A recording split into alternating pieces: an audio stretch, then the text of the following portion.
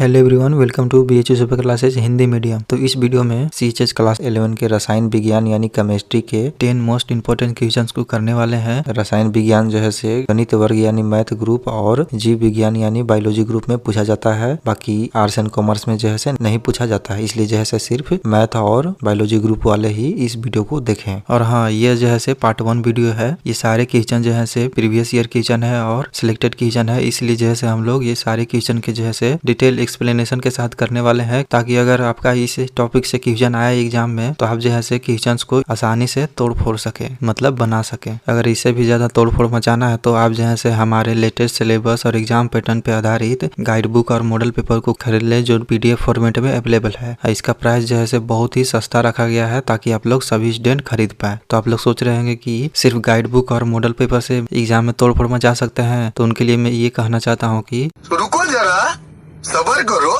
तो सुनिए, जो स्टूडेंट जो है से इस बुक को खरीदने वाले हैं, मैं जो है से पर्सनली उनको जो है से व्हाट्सएप ग्रुप में गाइड करने वाला हूं, और कोई भी क्वेश्चन में उनका डाउट होगा तो उसका सॉल्यूशन भी होगा। और व्हाट्सएप ग्रुप में जो है से आप लोग को और भी स्टडी मटेरियल भेजे जाएंगे, और इससे जो है से आपका पूरा तैयारी हो जाएगा, ताकि आप लोग जो है से आसानी से सीएचएस एग्जाम को क्रैक कर पाए। साथ में जो है से वीकली टेस्ट भी जल्दी स्टार्ट होने वाला है, और इसी तरह से बहुत सारी सुविधा जो है से व्हाट्सएप ग्रुप में उनको मिलने वाली है। मतलब समझो कि जो स्टूडेंट उस व्हाट्सएप ग्रुप में है, वो स्टूडेंट जो है से इस बार सीएचएस एग्जाम में जो है से तबाही मचाने वाले हैं। अगर आप भी तबाही मचाना चाहते हैं तो नीचे फ्लैश हो रहे हैं व्हाट्सएप नंबर पे आप लोग जो है मैसेज करें और बुक को परचेज करें और व्हाट्सएप ग्रुप में ज्वाइन हो जाएं। और एक और बात, फॉर्म आने के बाद जो है बुक का प्राइस बढ़ने वाला है। अगर आप लोग लेना चाहते हैं तो जल्दी ले लें। तो चलिए बिना देरी किए चलते हैं क्वेश्चंस की ओर। तो पहला क्वेश्चन बोला जा रहा है कि निम्नलिखित में से कौन सा रसायन जो है प्लास्टर ऑफ पेरिस है। सबसे पहले जानते हैं कि प्लास्टर ऑफ पेरिस क्या आता है। प्लास्टर ऑफ पेरिस जो है कैल्शियम सल्फेट हेमीहाइड्रेट का एक महीन सा सफेद पाउडर होता है। तो ये क्लियर हो गया। तो प्लास्टर ऑफ पेरिस का केमिकल नेम क्या होता है, कैल्शियम सल्फेट हेमीहाइड्रेट। ठीक है, ये आप लोग याद कर लें। तो यहाँ पे आप लोग जैसे रासायनिक सूत्र यहाँ पे दिख रहा है प्लास्टर ऑफ पेरिस का CaSO4.12H2O। इसी के जैसे हम लोग कैल्शियम सल्फेट हेमीहाइड्रेट कहते हैं। क्लियर हो गया। यहाँ पे देख सकते हैं कि जिप्सम को जो है गर्म करके हम लोग जो है प्लास्टर ऑफ पेरिस को हम लोग बना सकते हैं। तो कितना डिग्री सेल्सियस चाहिए, तो यहाँ पे देख सकते हैं 373 से 393 केल्विन तक के जैसे टेम्परेचर यहाँ पे लगता है, तब जैसे जिप्सम प्लास्टर ऑफ पेरिस में बनता है। ये क्लियर हो गया आप लोग को। अब चले चलते हैं दूसरे क्वेश्चन की ओर। तो दूसरा क्वेश्चन बोला जा रहा है कि निम्नलिखित में से कौन सा जैसे ईंधन आमतौर पर नीले लौ के साथ जलता है, मतलब नीला रंग लैंप के साथ जलता है। तो यहाँ पे देख सकते हैं कि एलपीजी वह ईंधन है जो आमतौर पर नीली लौ के साथ जलता है। तो ऑप्शन नंबर बी यहाँ पे रसोई गैस यानी एलपीजी, यहाँ पे ऑप्शन नंबर बी इसका राइट हो जाएगा। यहाँ पे एक और चीज यहाँ पे देख सकते हैं कि नीली लौ के साथ जो है जलने वाली गैस कौन सी होती है, कार्बन मोनोऑक्साइड। हो सकता है आप लोग से इस बार क्वेश्चन पूछ दिया जाए। अब चले चलते हैं क्वेश्चन नंबर 3 की ओर। क्वेश्चन नंबर 3 बोला जा रहा है कि निम्नलिखित में से कौन सा जैसे अभिधर्मी ऑक्साइड है, मतलब अभिधर्मी ऑक्साइड कौन सा है इसमें से। तो सबसे पहले जानते हैं कि अभिधर्मी ऑक्साइड क्या होता है। अभिधर्मी ऑक्साइड उसे कहते हैं जो अम्लीय और बुनियादी इकाई दोनों ग्रुप में व्यवहार करते हैं, मतलब वो जैसे एसिडिक और बेसिक दोनों होते हैं। तो ये क्लियर हो गया आप लोग को। तो यहाँ पे उदाहरण यहाँ पे दिया गया है, एल्यूमिनियम ऑक्साइड हो गया और जिंक ऑक्साइड। तो यहाँ पे जैसे option number C zinc oxide यहाँ पे आप लोग को जैसे मैच कर रहा है, इसलिए जैसे ऑप्शन नंबर सी यहाँ पे राइट हो जाएगा, मतलब सही हो जाएगा। ये क्लियर हो गया आप लोग को। तो आप लोग देख सकते हैं कि हर एक क्वेश्चन जो है कैसे कैसे क्वेश्चन बन सकता है, तो आप लोग जैसे पूरा डिस्कस कर दिया जा रहा है। इसलिए जैसे आप लोग अच्छी तरह से देखें, और इसी तरह से और भी मेरे तरह से पूरा गाइडेंस चाहते हैं तो आप लोग जैसे बुक को खरीद ले और अपना तैयारी करें। अब चलिए चलते हैं क्वेश्चन नंबर 4 की ओर। क्वेश्चन नंबर 4 बोला जा रहा है कि निम्नलिखित में से कौन सा जो है कार्बन का एलोट्रॉप्स मतलब अपर रूप नहीं है। तो सबसे पहले जानते हैं कि एलोट्रॉप्स क्या होता है। तो एलोट्रॉप्स जो है विभिन्न भौतिक रूप है जिसमें एक तत्व मौजूद होता है, जैसे कार्बन हो गया, सिलिकॉन हो गया, फास्फोरस और सल्फर जैसे तत्व एलोट्रॉप्स में होते हैं, मतलब कोई एक ही रहेगा। तो यहाँ पे देख सकते हैं कार्बन के 3 अपर रूप हैं। तो यहाँ पे 3 कौन कौन से हैं, हीरा हो गया, ग्रेफाइट हो गया और बकमिस्टर फुलरिन हो गया। तो यहाँ पे आप लोग जैसे इसे मिला सकते हैं। तो ऑप्शन नंबर ए, बी और डी यहाँ पे मैच कर रहा है, बाकी ऑप्शन नंबर सी यहाँ जैसे मैच नहीं कर रहा है, इसलिए जैसे ऑप्शन नंबर सी यहाँ पे राइट हो जाएगा। ये क्लियर हो गया आप लोग को। अब चलिए चलते हैं क्वेश्चन नंबर 5 की ओर। क्वेश्चन नंबर 5 में बोला जा रहा है कि निम्नलिखित में से किसकी एक यौगिक का विलयन विद्युत का चालन नहीं करेगा, यह यौगिक है। तो इसका जो है आप लोग को यौगिक बताना है। तो कार्बन यौगिक बिजली का चालन नहीं करता है, ये आप लोग अच्छी तरह से यहाँ पे देख लें। कार्बन यौगिक जैसे कभी भी बिजली का चालन नहीं करता है। तो यहाँ पे देख सकते हैं कि CCl4 जो है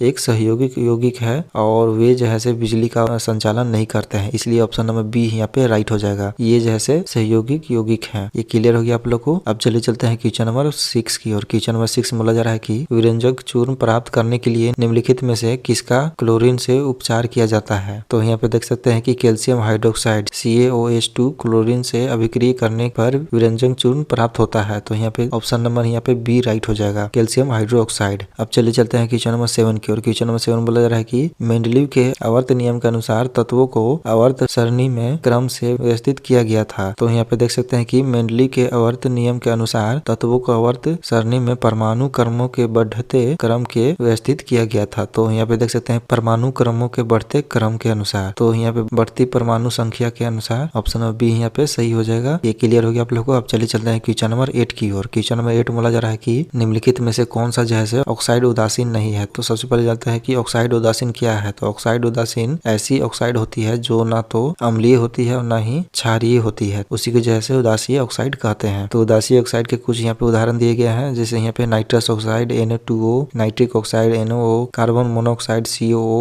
H2O, NOO, CO ETC। मतलब इसी तरह से बहुत सारे एग्जाम्पल हो गए। तो यहाँ पे ऑप्शन नंबर यहाँ पे डी यहाँ पे मैच नहीं कर रहा है, मतलब मिल नहीं रहा है इसमें से, बाकी ये सारे जो है मैच कर रहे हैं, इसलिए जो है ऑप्शन नंबर डी राइट हो जाएगा। तो ये क्लियर हो गया, ऑप्शन नंबर डी इसका राइट हो जाएगा। अब चलिए चलते हैं क्वेश्चन नंबर 9 की और। क्वेश्चन नंबर 9 बोल रहा है कि सोडियम, मैग्नीशियम, पोटेशियम और कैल्शियम की परमाणु संख्या यहाँ पे दिया गया है। सोडियम के 11 हो गया, मैग्नीशियम के 12 हो गया, पोटेशियम के 19 हो गया और कैल्शियम के 20 हो गया। इसमें पूछा रहा है कि निम्नलिखित में से किसकी अधिकतम त्रिज्या होगी। तो सबसे अधिकतम त्रिज्या किसकी होगी। तो यहाँ पे देख सकते हैं कि पोटेशियम की परमाणु संख्या 19 के साथ सबसे बड़ा परमाणु त्रिज्या होगी। ऐसा इसलिए क्योंकि सोडियम और पोटेशियम समूह 1 के तत्व हैं। समूह में ऊपर से नीचे जाने पर परमाणु त्रिज्या बढ़ती है, और मैग्नीशियम और कैल्शियम वर्ग 2 के तत्व हैं। आवर्त सारणी के किसी आवर्त में बाएं से दाएं जाने पर परमाणु त्रिज्या का आकार बढ़ता है। ये क्लियर हो गया आप लोग को। तो इसलिए जो है इसका ऑप्शन नंबर सी राइट हो जाएगा, पोटेशियम। अब चल चलते हैं आखिरी क्वेश्चन की ओर, जो है क्वेश्चन नंबर 10 आप लोग को। तो क्वेश्चन नंबर 10 बोल रहा है कि कौन सा जैसे गुण सामान्यतः एक आवर्त में घटता है। तो यहाँ पे देख सकते हैं कि अवधि के साथ आयनीकरण ऊर्जा और इलेक्ट्रॉन संबंध बढ़ता है, असंयोजकता पहले बढ़ती है और फिर घट जाती है। लेकिन यहाँ पे देख सकते हैं कि अवधि के साथ धावित्व चरित्र घटता है। तो यहाँ पे ऑप्शन नंबर सी धावित्व वर्ण या चरित्र, यहाँ पे ऑप्शन नंबर सी इसका राइट हो जाएगा। तो 10 क्वेश्चन यहाँ पे खत्म हो गए। तो आप लोग जैसे ये क्वेश्चन का जैसे PDF जो स्टूडेंट जैसे बुक खरीद लिए हैं उनको जैसे डिटेल सोल्यूशन के साथ उनको ग्रुप में डाल दिया जाएगा। और आप लोग यहाँ पे देख ही लिए कि किस तरह से जैसे आप लोग एक्सप्लेनेशन करके बताया गया। तो आप लोग पर्सनली गाइडेंस चाहते हैं तो आप लोग जो है बुक खरीद लें और साथ में और स्टूडेंट के साथ जो है व्हाट्सएप ग्रुप में अपना तैयारी करें। ये पार्ट 1 वीडियो है, और भी आगे इसके पार्ट्स आएंगे और साथ में और भी सब्जेक्ट के मोस्ट इंपोर्टेंट क्वेश्चन आएंगे। इसलिए जो है आप लोग चैनल को सब्सक्राइब करके नोटिफिकेशन को ऑन कर ले। तो ये लेक्चर जो है हिंदी मीडियम के लिए था, और इंग्लिश मीडियम वालों के लिए जो है इंग्लिश मीडियम चैनल पे अपलोड हो गया है, आप लोग वहाँ पे देख सकते हैं। हाँ, लास्ट में एक और बात बोलना था कि सब्जेक्ट हिंदी और सब्जेक्ट इंग्लिश के जो है आप लोग का मेन चैनल पे जो इंग्लिश मीडियम चैनल है उस पे आप लोग का अपलोड होगा, क्योंकि दोनों का हिंदी मीडियम और इंग्लिश मीडियम का जो है दोनों सब्जेक्ट सेम रहता है, इसलिए वो जो है मेन चैनल पे रहेगा। इसलिए जैसे आप लोग उस चैनल को सब्सक्राइब करके आप लोग वहाँ पे देख सकते हैं। तो मिलते हैं अगले वीडियो में, तब तक आप लोग जो है पढ़ते रहें और अपना तैयारी करते रहें।